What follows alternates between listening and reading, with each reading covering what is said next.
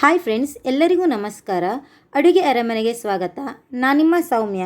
ಇವತ್ತಿನ ರೆಸಿಪಿಯಲ್ಲಿ ನಾನು ಸಿಹಿ ಗೆಣಸಿನ ಹಲ್ವಾನ ಹೇಗೆ ಮಾಡೋದು ಅಂತ ತಿಳಿಸ್ತಾ ಇದ್ದೀನಿ. ತುಂಬಾ ಸುಲಭವಾದ ಹಾಗೂ ಅಷ್ಟೇ ರುಚಿಯಾಗಿ ಮಾಡುವಂಥ ಸ್ವೀಟ್ ಇದು. ಮಕ್ಕಳಿಗಂತೂ ತುಂಬಾ ಇಷ್ಟ ಆಗುತ್ತೆ. ಈ ಗೆಣಸನ್ನು ತಿನ್ನೋದ್ರಿಂದ ಅದರಿಂದ ಆಗುವ ಹೆಲ್ತ್ ಬೆನಿಫಿಟ್ ಏನು ಅಂತ ನಾನು ನಿಮಗೆ ಹಲ್ವಾ ಮಾಡ್ತಾ ತಿಳಿಸ್ತೀನಿ.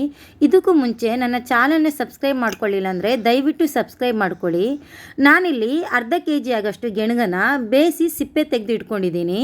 ಇದನ್ನು ಒಂದು ಸ್ಪೂನ್ ಅಥವಾ ಫೋರ್ಕಿಂದ ನೀವು ನೀಟಾಗಿ ಸ್ಮ್ಯಾಶ್ ಮಾಡ್ಕೊಳ್ಳಿ. ಎಲ್ಲೂ ಗಂಟು ಇರಬಾರ್ದು. ಗಂಟು ಇಲ್ಲದೆ ಇರೋ ಹಾಗೆ ನೀಟಾಗಿ ಅದನ್ನು ಸ್ಮ್ಯಾಶ್ ಮಾಡಿಕೊಂಡು ಸೈಡಲ್ಲಿ ಎತ್ತಿ ಇಟ್ಕೊಳ್ಳಿ. ಒಂದೇ ಥರ ಸ್ವೀಟ್ ಮಾಡ್ಕೊಳ್ಳೋಕ್ಕಿಂತ ಈ ಥರ ನೀವು ಸ್ವೀಟ್ ಮಾಡ್ಕೊಂಡು ನೋಡ್ಕೊಳ್ಳಿ. ಮಕ್ಕಳಂತೂ ತುಂಬಾ ಇಷ್ಟಪಟ್ಟು ತಿಂತಾರೆ. ಇವಾಗ ನಾನು ಒಂದು ಕಡಾಯಿನ ತೊಗೊಂಡು ಅದಕ್ಕೆ ಒಂದು 4-5 ಸ್ಪೂನ್ ಆಗೋಷ್ಟು ತುಪ್ಪನ ಹಾಕ್ಕೊತಾ ಇದ್ದೀನಿ. ಈ ಸ್ವೀಟಿಗೆ ಎಕ್ಸ್ಪೆಷಲಿ ತುಪ್ಪ ಸ್ವಲ್ಪ ಜಾಸ್ತಿನೇ ಬೇಕಾಗುತ್ತೆ. ನೀವು ತುಪ್ಪ ಎಷ್ಟು ಹಾಕ್ತೀರಾ ಅಷ್ಟು ಟೇಸ್ಟ್ ಚೆನ್ನಾಗಿರುತ್ತೆ. ನಾನಿಲ್ಲಿ 4-5 ಸ್ಪೂನು ತುಪ್ಪ ಹಾಕ್ಕೊಂಡು ಅದಕ್ಕೆ ಸ್ವಲ್ಪ ಗೋಡಂಬಿ, ಸ್ವಲ್ಪ ಬಾದಾಮಿ ಹಾಗೆ ಸ್ವಲ್ಪ ಒಣ ದ್ರಾಕ್ಷಿನ ಹಾಕ್ಕೊಂಡು ಫ್ರೈ ಮಾಡ್ಕೊತೀನಿ. ನಿಮಗೆ ಬೇಕಾದರೆ ಬೇರೆ ಡ್ರೈ ಫ್ರೂಟ್ಸ್ ಬೇಕಿದ್ದರೆ ನೀವು ಅದನ್ನು ಹಾಕ್ಕೊಳ್ಬೋದು. ನಾನಿಲ್ಲಿ ಇವು 3ನ ಹಾಕ್ಕೊಂಡು ಫ್ರೈ ಮಾಡಿ ಸೈಡಲ್ಲಿ ಎತ್ತಿ ಇಡ್ಕೊತೀನಿ. ನೋಡಿ, ಎಲ್ಲೂ ಸೀದು ಹೋಗಬಾರ್ದು. ಸಣ್ಣ ಬೆಂಕಿಯಲ್ಲೇ ನೀವು ಇದನ್ನು ನೀಟಾಗಿ ಫ್ರೈ ಮಾಡ್ಕೊಳ್ಳಿ. ಇಷ್ಟಾದರೆ ಸಾಕಾಗತ್ತೆ. ಇದನ್ನು ನಾನು ಒಂದು ಬೌಲಿಗೆ ಟ್ರಾನ್ಸ್ಫರ್ ಮಾಡ್ಕೊಳ್ತಾ ಇದ್ದೀನಿ. ಅದೇ ಬೌಲಿಗೆ ನಾವು ಮುಂಚೆನೇ ಸ್ಮ್ಯಾಶ್ ಮಾಡಿ ಇಟ್ಕೊಂಡ ಗೆಣಸನ್ನು ಹಾಕ್ಕೊಳ್ಳೋಣ. ನೋಡಿ, ಇದನ್ನೆಲ್ಲ ಎತ್ತಿ ಒಂದು ಸೈಡಲ್ಲಿ ಇಟ್ಕೊಂಡು ನಾನು ಅದೇ ಪ್ಯಾನ್ಗೆ ತುಪ್ಪ ಉಳಿದಿರುತ್ತಲ್ಲ ಅದೇ ಪ್ಯಾನ್ಗೆ ನಾನು ಸ್ಮ್ಯಾಶ್ ಮಾಡಿ ಇಟ್ಕೊಂಡ ಗೆಣಸನ್ನ ಹಾಕಿ ತುಪ್ಪದಲ್ಲಿ ಒಂದು 3-4 ನಿಮಿಷ ನಿಧಾನಕ್ಕೆ ಫ್ರೈ ಮಾಡ್ಕೊತೀನಿ.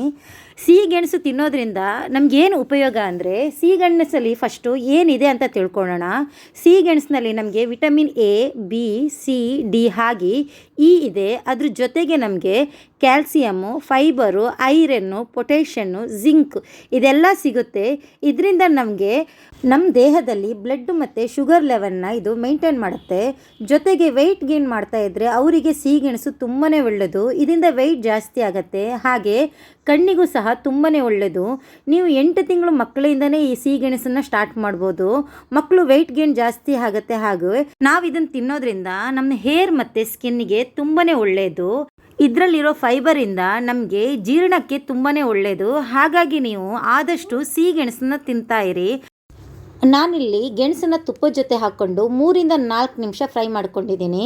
3-4 ನಿಮಿಷ ಫ್ರೈ ಆದಮೇಲೆ ನಾನು ಅರ್ಧ ಬೌಲ್ ಆಗೋಷ್ಟು ಸಕ್ಕರೆನ ಹಾಕ್ಕೊತೀನಿ. ನೀವು ಗೆಣಸಿನ ಸಿಹಿ ನೋಡಿಕೊಂಡು ಸಕ್ಕರೆನ ಹಾಕ್ಕೊಳ್ಳಿ. ಸಕ್ಕರೆ ಜಾಸ್ತಿ ಇದ್ರೂ ಚೆನ್ನಾಗಿರಲ್ಲ, ಕಡಿಮೆ ಆದ್ರೂ ಚೆನ್ನಾಗಾಗಲ್ಲ. ಹಾಗಾಗಿ ನೀವು ಗೆಣಸನ್ನು ನೋಡ್ಕೊಳ್ಳಿ. ಗೆಣಸನ್ನು ನೋಡಿಕೊಂಡು ನೀವು ಸಕ್ಕರೆನ ಹಾಕ್ಕೊಳ್ಳಿ. ಸಕ್ಕರೆ ಹಾಕಿ ನೀಟಾಗಿ ಒಂದು 2-3 ನಿಮಿಷ ಅದನ್ನು ಕೈ ಆಡಿಸ್ತಾ ಇರಿ. ನೋಡಿ, ಸಕ್ಕರೆ ಹಾಕಿದ ಮೇಲೆ ಈ ಥರ ನೀರಾಗತ್ತೆ. ನೀರಾಗಿ ಮತ್ತೆ ಇದು ಡ್ರೈ ಆಗಬೇಕು.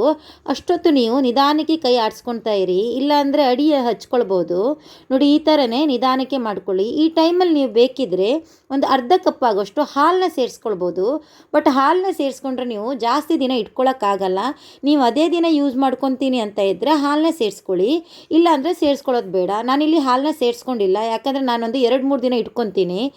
ಇದ್ರ ರುಚಿ ಅಂತೂ ತುಂಬಾ ಚೆನ್ನಾಗಿರುತ್ತೆ. ನೀವು ಟ್ರೈ ಮಾಡಿ ಟೇಸ್ಟ್ ಹೇಗಾಗಿದೆ ಅಂತ ನನಗೆ ಕಮೆಂಟ್ ಮೂಲಕ ತಿಳಿಸಿ. ನೋಡಿ, ಇಷ್ಟಾದಮೇಲೆ ನಾನು ತುಪ್ಪನ ಹಾಕ್ಕೊತಾ ಇದ್ದೀನಿ. ನೀವು ಮಧ್ಯದಲ್ಲೇ ತುಪ್ಪನ ಸೇರಿಸ್ಕೊಳ್ತಾ ಇರಿ. ಈ ಹಲ್ವಕ್ಕೆ ಎಕ್ಸ್ಪೆಷಲಿ ತುಪ್ಪ ಬಿದ್ದಂಗೂ ಟೇಸ್ಟ್ ಜಾಸ್ತಿ ಇರುತ್ತೆ.